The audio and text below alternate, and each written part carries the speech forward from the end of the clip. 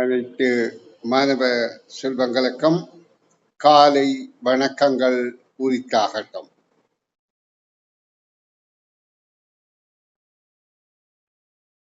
நாங்கள் 2026-27 திறமைந்து புலமை பரிசில் பரீட்சை செய்வதற்காக ஆயத்தமாகிக் கொண்டிருக்கின்றோம்.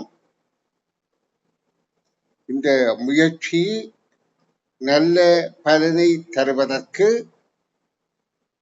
எங்களுடைய விடாமுயற்சியும் அக்கறையும் நிச்சயமாக சிறந்த பலனை தரும். இந்த பரீட்சையை வெற்றி கொள்வது கடினமான காரியம் அல்ல.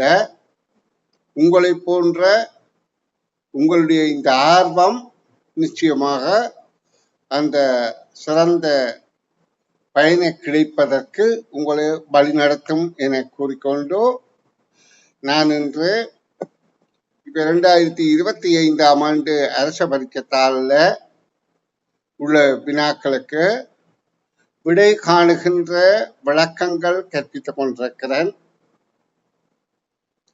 கடினமான வினாக்கள் என வர்ணிக்கப்பட்ட வினாக்கள் தான் நாங்கள் இப்ப பார்த்து கொண்டிருக்கிறோம். ஆனா கடினம் என்பது நாங்க அதை ஆழமாக விடயத்தை புரிந்து கொள்ள முயற்சிக்காத பட்சத்துல தான் அது கடினம். ஆனா நாங்கள் அதை புரிந்து கொள்ளுற ஆர்வத்தோட படிப்போமாயிருந்தால் அது கடினமான பரீட்சை இல்லை என்பதை நீங்க புரிந்து கொண்டிருக்கிறீர்கள் என நினைத்து கொண்டு நான் இப்ப உங்களுக்கு அந்த வினாக்களை விளக்கம் தாரன். எனக்கு விளங்குது, இப்ப உங்களுக்கு கொஞ்சம் கொஞ்சம் விளங்குது. அதாவது திருப்திகரமாக மேலதிகமாக விளங்குறதுக்கு நியாயம் இல்லை. ஆனா கொஞ்சம் விளங்குறது உங்களுக்கு அந்த முழுவதும் விளங்கும் என்பதற்கு நிச்சயமான ஒரு ஆதாரமாக இருக்கின்றது. அந்த கொஞ்சம் விளங்குறத நீங்க இன்னும் கொஞ்சம் கூட விளங்கி கொள்றதுக்கு முயற்சி செய்யுங்கோ, அது போதுமானது என கூறிக்கொண்டு உங்களுக்கு நான் இன்று கற்பிக்க போற வினாத்தாளை காண்பித்து விடை காணுகின்ற விளக்கம் சொல்லித்தர விளைகின்றேன். நாங்க 30வது வினாவை பார்வையிடுவோம். ABC எனும் 3 கம்பிகளை வளைத்து தயார் செய்யப்பட்ட 3 சட்டங்கள் தரப்பட்டுள்ளன. இவற்றில் நீளங்கூடிய கம்பி யாது என்று கேட்கப்படுகின்றது. இப்ப நாங்க இதுல பார்க்க வேண்டியது, இந்த கம்பிகளின் அளவு ஒன்றும் எங்களுக்கு தரப்படவில்லை. அப்ப இந்த அளவு தெரியாமல் நாங்க இதிலே நீளங்கூடிய கம்பியை எப்படி தெரிவு செய்கிறது? கண்ணால பார்த்து தெரிவு செய்கிறது என்றாலும் ஒரு கணிப்பு இல்லாமல் நாங்கள் தனிய கண்ணை மாத்திரம் நம்பி விடையளிக்க முடியாது. அப்ப நாங்க இந்த வடிவங்களை உற்று நோக்கிற போது எங்களுக்கு தெரிகின்றது, இது ஒரு சதுர வடிவங்களை அமைப்பாக கொண்டுதான் இந்த வினாவப்பட்டிருக்கு. இப்ப பாருங்க, நான் இதை உங்களுக்கு காட்டுறேன். இந்த வடிவம் எவ்வாறான 3 சமனான சதுரங்களாக நான் உங்களுக்கு காட்டும் போது நீங்க புரிந்து கொள்வீர்கள். இப்ப பாருங்க, இது 3 சமனான சதுரங்கள். இது நான் கீறுவது கொஞ்சம் வித்தியாசமாக இருந்தாலும் நீங்க சரியாக புரிந்து கொண்டால் உங்களுக்கு கேள்வி விளங்கும். பாருங்க, இப்ப இது ஒரு சதுரம். இதே போல அடுத்த 2வதும் அதே போன்ற ஒரு சதுரம் தான். அப்ப 3ம் ஒரே மாதிரியான சதுரம் என்பதை நாங்க கண்ணால பார்த்து புரிந்து கொள்ளுதல் வேண்டும். அப்படி புரிந்து கொண்டால்தான் இதிலே எது நீளம் கூடியது என்பதை நாங்க கருத்துல கொள்ளலாம். இனி கவனிங்கோ, இந்த சதுர வடிவத்துக்கு ஒரு சிறிய சதுரங்கள், அதாவது சமனான சதுரங்கள்லாம் இங்கே 4 பக்கத்திலேயும் இருப்பதாக நாங்கள் எல்லாவற்றிலையும் கற்பனை பண்ணுவோம். 4லையும் இப்படியான 4 சதுரங்கள், சின்ன சதுரங்கள் இருக்கிறதுன்னு கருதி கொண்டு நாங்கள் இப்ப இதுல உள்ள பக்கங்கள் எது நீளம் கூடின பக்கம் என கண்டுபிடிக்க போறோம். இது அப்படி இல்லாவிட்டாலும் நாங்கள் கற்பனையில இதை கண்டுபிடிக்கிறோம். இப்ப பாருங்கோ, இப்ப எங்களுக்கு ஒப்பிட்டு பார்க்க கூடியதாக இருக்கும். எப்படி ஒப்பிட்டு பார்க்கறது? இங்க பாருங்க, இந்த நீளத்தை விட இந்த நீளம், இப்ப நான் அம்பக்கோடு போட்டு காட்டுறேன். இந்த நீளம் அந்த சதுரத்தின் 2 சதுரங்களுக்கு இடைப்பட்டு இருக்குது. ஆனா அதே நீளம் அடுத்த 2வதாக பீல இருக்கிறது, அதை விட கொஞ்சம் கூடுதலாக இருக்குது. கவனிங்கோ, எந்த பகுதி கூட இருக்கு? இந்த பகுதி கூட இருக்கு. அப்ப இதை விட இது நீளம் கூடியது என்பதை எங்களுக்கு புரிந்து விட்டது. அடுத்ததை பாருங்கோ, அதை விட முதலாவது 2வதை விட 3வது இன்னும் நீளம் கூடவா இருக்கிறேன். 2வது இந்த அளவுக்கு தான் வருகின்றது. இங்க பாருங்க, இதோட இது ஒப்பிட்டு பார்த்தால் இந்த அளவுக்கு தான் வரும். அப்ப 3வது தான் நீளம் கூட என்பதை நாங்க கண்ணால பார்த்து இதை ஒரு சதுர வடிவாக பூரணமாக பூர்த்தி செய்வதன் மூலம் புரிந்து கொள்றோம். அப்ப எங்களுக்கு தெரிந்த விடை 3வது. இப்ப உங்களுக்கு கேள்வி புரிந்திருக்கும் என எதிர்பார்க்கிறேன். அதாவது இந்த ஏபிசி என்றது கம்பிகளால் உருவாக்கப்பட்ட வடிவம். 3ஐயும் நாங்கள் சதுரங்களாக கற்பனை பண்ணினோம்.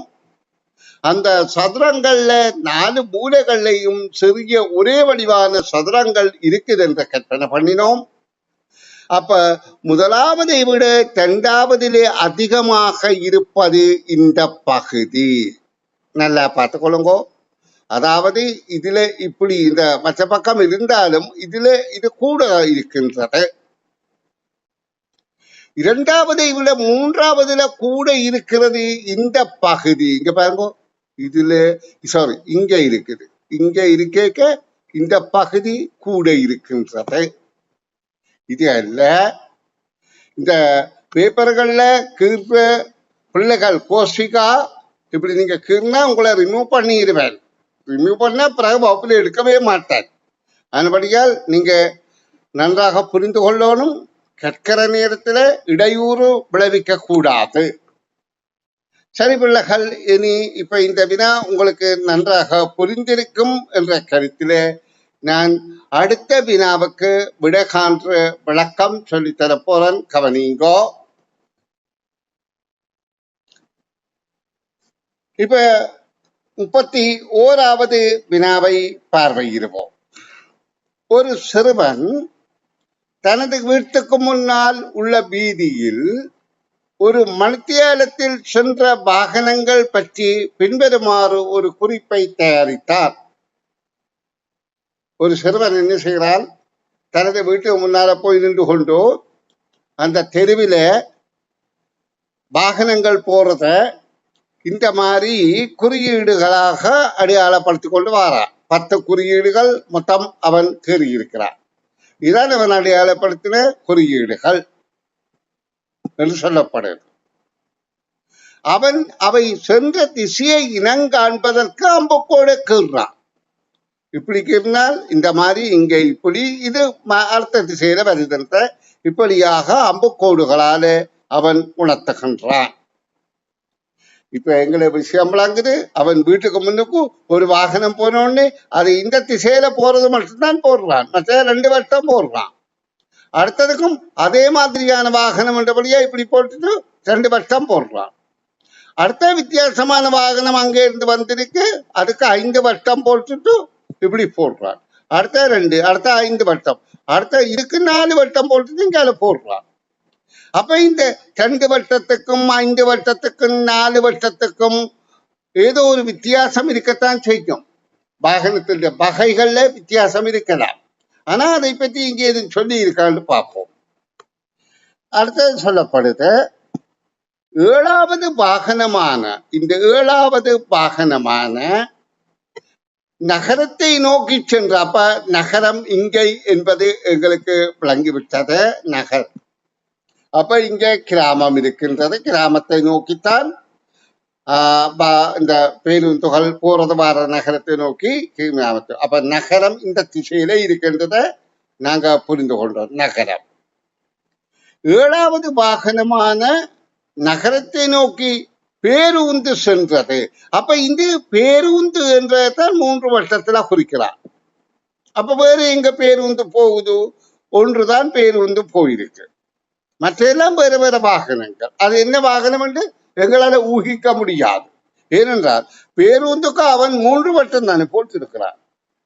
பேருந்துக்கு 3 வருஷம் போட்டபடியால் அது சில்லுகளை குறிக்கிறது என்று நாங்க கற்பனை பண்ண முடியாது. பேருந்துக்கு குறைந்தபட்சம் 6 சில்லு இருக்கும், அல்லது 4 சில்லாவது இருக்கணும். சிறிய வகை பேருந்து. பெருசு என்றால் 6 சில்லு இருக்கும், பின்னுக்கு 4 சில்லு, முன்னுக்கு 2 சில்லு. அப்ப இது வட்டங்கள் குறிக்கிறத கொண்டு எங்களால காண முடியுதில்லை. 7வது நகரம் இங்கே என்பதை தெரிந்துவிட்டது. ஆனா பேருந்து இந்த வட்டங்களின் எண்ணிக்கை வாகனத்தின் வகையை குறிக்கின்றது என்பது தெரிகின்றது. ஆனா அந்த குறிக்கப்படுகின்ற வட்டம் சில்லுகளின் எண்ணிக்கையை குறிப்பதாக உணர முடியவில்லை. அப்ப அதுக்கு பிறகு கேட்கப்படுது, பின்வரும் கூற்றுகளில் மிகச் சரியான கூற்று எது என்று கேட்கப்படுகின்றது. அதுக்கு பிறகு என்ன கேட்கப்படுகின்றது? இந்த கீழே இருக்கிற விடைகள்ல எந்த விடை பொருத்தமானது? அப்ப தந்த தகவலை கொண்டு எங்களுக்கு என்ன விளங்குது? நகரம் இந்த பக்கம் இருக்கின்றது. நகரம் இருக்கிற பக்கம் எங்களுக்கு தெரிந்துவிட்டது. நகரம் இங்கே இருக்கின்றது ஒன்று தெரியும். அடுத்தது 7வதாக போறது, நகரத்தை நோக்கி ஒரு பேருந்து போகுது.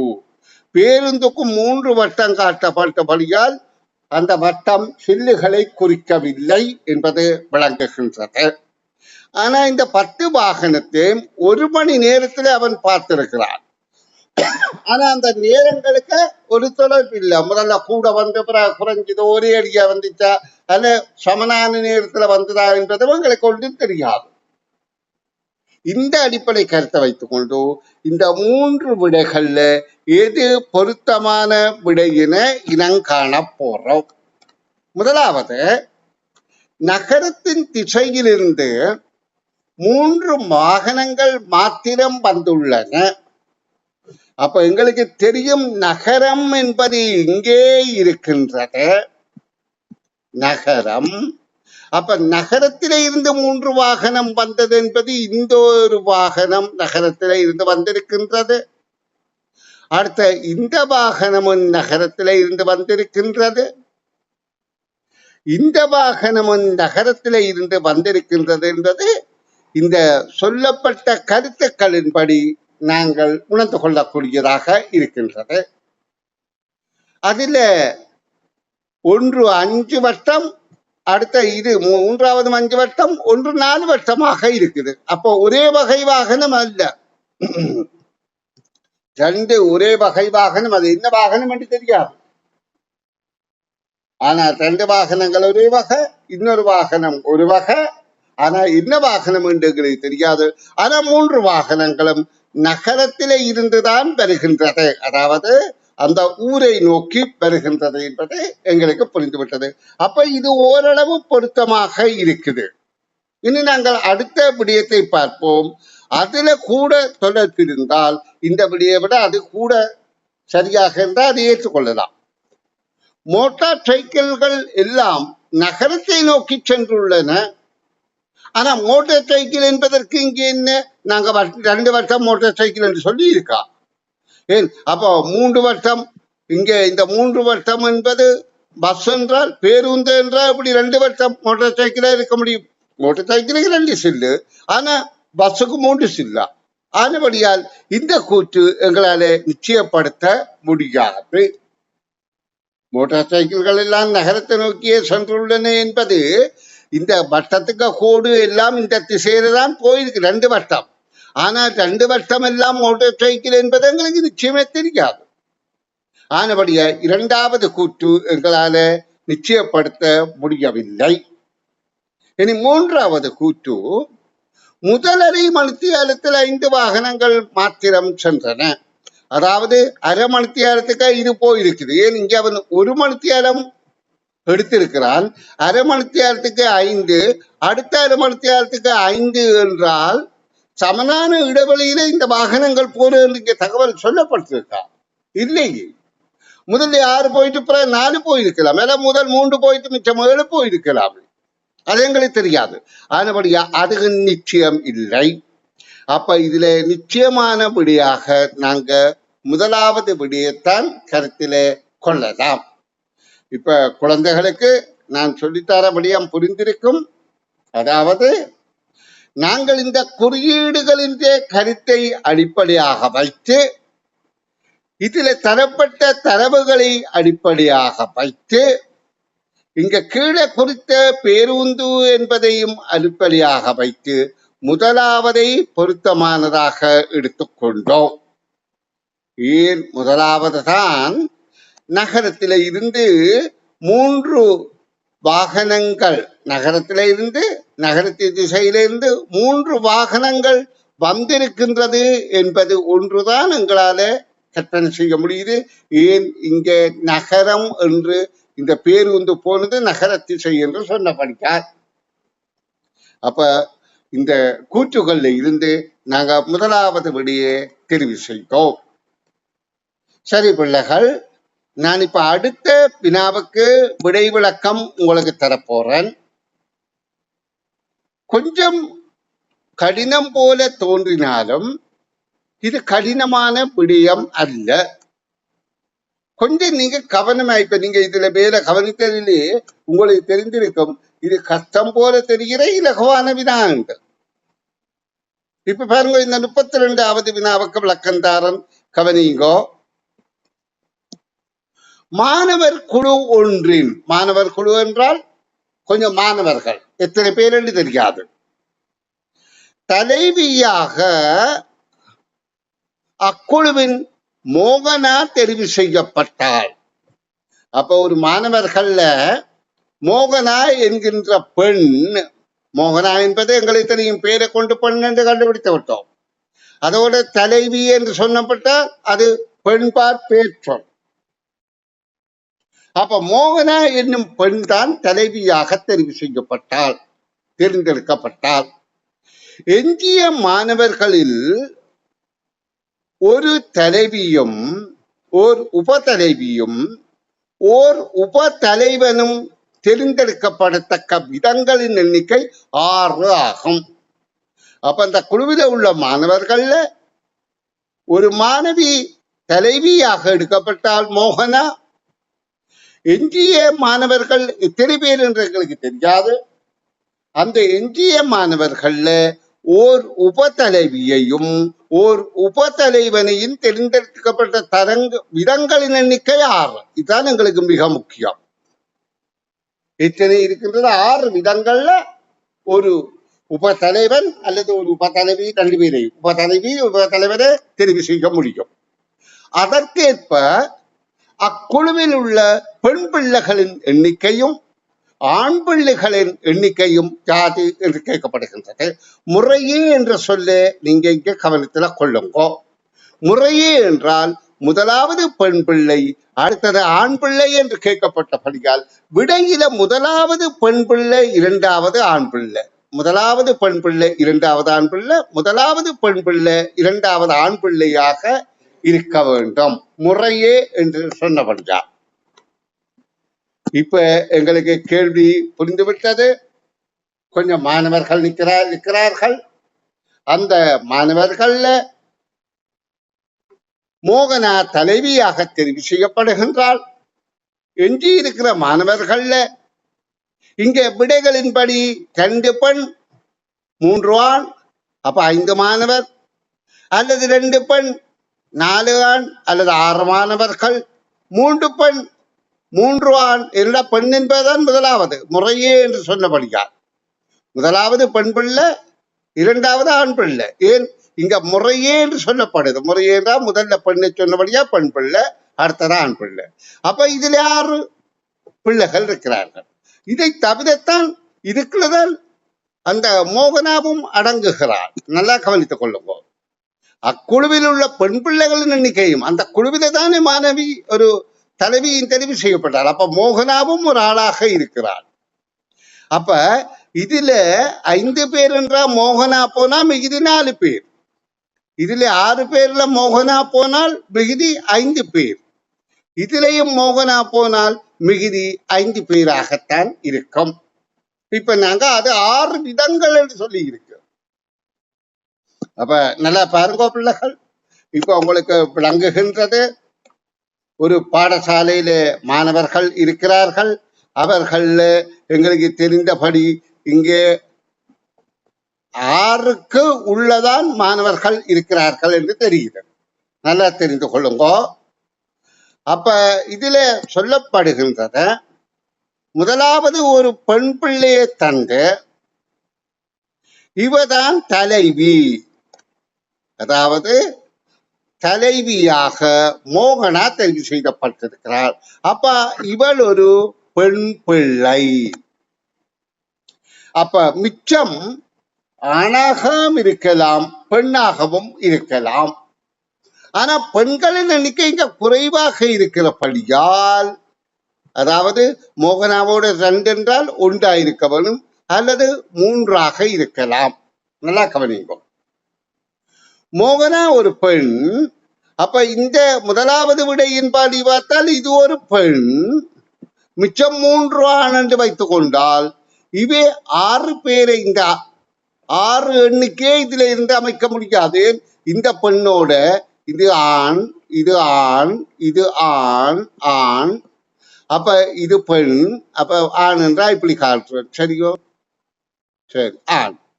இப்ப இந்த பெண்ணையும் இந்த ஆணையும் சேர்ந்தால் உபதலைவன் உபதலைவி, இது உபதலைவன் உபதலைவி, இது உபதலைவன். இது 3 தயாரிக்க உருவாக்க முடியும். இங்க 6 சொல்லி இருக்கு. அப்ப இந்த முதலாவது விடை பொருந்தாது. இனி நாங்கள் 2வது விடைக்கு தரவுகளை போட்டு பார்ப்போம். மோகனா ஒரு பெண் பிள்ளை. அடுத்தது நாங்கள் 5 பிள்ளைகளை பார்க்கிறோம். ஏன் இங்க 5 பிள்ளை தான், மொத்தம் 6 பிள்ளை. மோகனா போனா 5 பிள்ளை இருக்கணும், 5 பிள்ளைகள் என்று வைக்கிறோம். அதிலே 2 பெண் பிள்ளை என்று வைத்துக் கொள்வோம். இதுல மோகனா போனால் 6ல மிகுதி 4 ஆண் பிள்ளை என வைத்துக் கொள்வோம். சாரி, ஆண் பிள்ளை என்பதை நான் இப்படி காட்டுறேன். சரிக்கா? நான் திரும்ப காட்டுறேன், கவனிங்கோ. இப்ப 6 பிள்ளைகள் இருக்கிறார்கள். நீங்க புரிந்து கொள்வதுதான் மிக முக்கியம். இது மோகனா தலைவி. அடுத்த இதன்படி இன்னும் ஒரு பெண் தான் இருக்க முடியும். ஏன் இதில் ஒரு ஆள் மோகனா இல்ல, நான் தவற விட்டுட்டேன். சரியா? இது ஒரு, அப்ப இது 4 ஆண் பிள்ளைகளாக இருக்கும். 4 இல்லை, இங்கே 6 என்றாலோ இது 1 என்றா 4 ஆண் பிள்ளையா இருக்கும். அப்ப ஒரு பெண்ணோட இப்படி சேர்த்தால் 4 தான் சேர்க்க முடியும். ஆனா இங்கே என்ன சொல்லப்பட 6 எண்ணிக்கை சொல்லப்படுது. அப்ப இந்த விடையும் பொருந்தவில்லை. இப்ப 3வது விடை எப்படி பொருந்துகின்றது என்பதை நான் விளக்கந்தாரன், நல்லா கவனித்துக் கொள்ளுங்க. 3 பெண்கள் என்றால் 1 மோகனா, இன்னும் ஒரு பெண், இன்னும் ஒரு பெண். 3ல இவ ஒரு ஆள், இது 2வது, இது 3வது. இப்ப இந்த 2 பெண்ணோட தான் இன்னும் 3 ஆண்கள், இன்னும் 3 ஆண்கள் என்றால் இவையிலே, அதாவது இந்த 6 பேர்லையும் இந்த மிகுதியில இருக்கிற இந்த 5 பேர்லையுமே 2 பெண்ணோட 3 ஆணை சேர்த்து 6 விதங்கள்ல தெரிவு செய்ய முடியுமான்னு பார்ப்போம். நல்லா கவனிங்கோ விளங்கும் பிள்ளைகள். கொஞ்சம் கடினம் போல இருக்கும், விளங்கிக் கொள்ளும். இந்த பெண்ணோட இந்த ஆணை சேர்த்தால் ஒரு தடவை, ஒரு முறையில ஒரு உபதலைவியும் உபதலைவனும் தெரிவு செய்யலாம். அல்லது இந்த பெண்ணோட இந்த ஆணை சேர்த்தால் ஒரு உபதலைவன் ஒரு உபதலைவி, இந்த பெண்ணோட இவரை சேர்த்தால் ஒரு உபதலைவன் உபதலைவி. அப்ப இந்த பெண்ணோட மொத்தம் 3 பேரை சேர்த்து நாங்கள் உபதலைவை அல்லது உபதலைவியாக தெரிவு செய்கிறோம். ஒரு ஆள் அல்லது அதாவது ஒரு ஆளை சேர்த்தால் இவவோட 3 சந்தர்ப்பம் இருக்கின்றது. அதே மாதிரி அடுத்த பெண்ணையும் பாருங்கோ, அடுத்த பெண்ணோட இவையை சேர்த்தால் ஒரு மொழிக்க இது ஒரு சந்தர்ப்பம், இது ஒரு சந்தர்ப்பம். அப்ப மொத்தம் 6 சந்தர்ப்பம் இருக்கின்றது. அப்ப 6 சந்தர்ப்பம் சரியாகிவிட்டது. அப்ப கேள்விக்கான விடை 3 பெண்கள் 3 ஆண்கள் என்ற 3வது விடை என்பது புரிந்திருக்கும் என எதிர்பார்க்கிறேன். அப்படி உங்களுக்கு புரியவில்லை என்றால் நீங்கள் கொஞ்சம் கவனமாக அதை அணுகிறதன் மூலம் நாங்கள் பார்த்து கொள்ளக்கூடியதாக இருக்கும். அன்பு குழந்தைகளே, உங்களுக்கு அதிக எண்ணிக்கையில நான் திணித்து ஒன்றுமே புரியாம இருக்கிறத விட கொஞ்சமாக நாங்கள் புரிந்து கொள்வது சிறப்பானதாக இருக்கும். நான் இப்ப மீட்டு இது ஒருக்கா சொல்லித்தாரன், கவனியுங்கோ. ஏனென்றால் இதுல 3 வினாதான் நாங்கள் விட பார்க்கிறோம். அதுக்கு மேல பார்க்க போனால் பிளவந்தடம், அதாவது விளங்காம போயிடும். ஆனபடியால் நான் இப்ப முதல்ல 30வது வினாவில இருந்து மீட்டு விளக்கந்தாரன், கவனத்துல கொள்ளுங்கோ. இது நாங்கள் என்ன செய்தோம், ஏபிசி 3ஐயும் சதுரங்களாக கற்பனை பண்ணிக்கொண்டோம். அந்த 3 சதுரத்தையும் 3 சதுரங்களாக நினைக்கின்ற போது ஒரே மாதிரியான 3 சதுரங்கள் வருது. இது சின்ன சதுரங்கள் மூலையில இருக்கின்றது.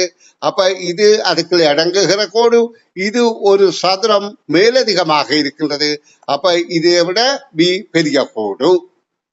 அடுத்ததுல இந்த 2 சின்ன சதுரத்துக்கையும் அடங்காம இந்த கோடு கூட இருக்கு. ஆனபடியா சீதான் பெரிய கோடு. நீளம் கூடிய கம்பி விசி என்பதை துணிந்தோம். அடுத்த கேள்வி, அதாவது இதுல ஒரு சிறுவன் வீட்டுக்கு முன்னால நின்று கொண்டு சென்ற வாகனங்களை பதிவு செய்திருக்கிறான். 1 மணித்தியாலம் பதிவு செய்திருக்கிறான் என்று சொல்லப்படுது. அவன் சென்ற திசையை அம்பக்கோட்டால இப்படி காட்டியிருக்கிறான். அப்ப 7வது வாகனமாக ஒரு பேருந்து போயிருக்கிறது சொல்லப்படுது. அப்ப இந்த வட்டங்களின் எண்ணிக்கை, அந்த சில்லுகளின் எண்ணிக்கை குறிக்கவில்லை. அப்ப இதுல சரியான கூற்று என்றால் முதல் நகரத்து திசையிலிருந்து 3 வாகனம் மாத்திரமே வந்துள்ளது. நகர திசையில இருந்து இந்த ஒரு வாகனம், ஏண்டா இந்த அம்பக்கோடு இங்கே நோக்கி இருக்குது, இந்த ஒரு வாகனம் இப்படி கோடு, இந்த ஒரு வாகனம், 3 வாகனம் மாத்திரமே வந்திருக்கின்ற என்ற விடைதான் பொருத்தமானதாக இருக்கின்றது. மற்ற விடைகள் பொருந்தவில்லை. எப்படி மோட்டார் சைக்கிள் எல்லாம் நகரத்தை நோக்கி சென்றிருக்கின்றது என்றது இந்த அம்பக்குறியை காட்டி அவர்கள் கணிக்கும்படி தீர்மானிக்கிறார்கள். ஆனா 2 சில்லு மோட்டார் சைக்கிள் என்று எப்படி நாங்கள் கருத முடியும்?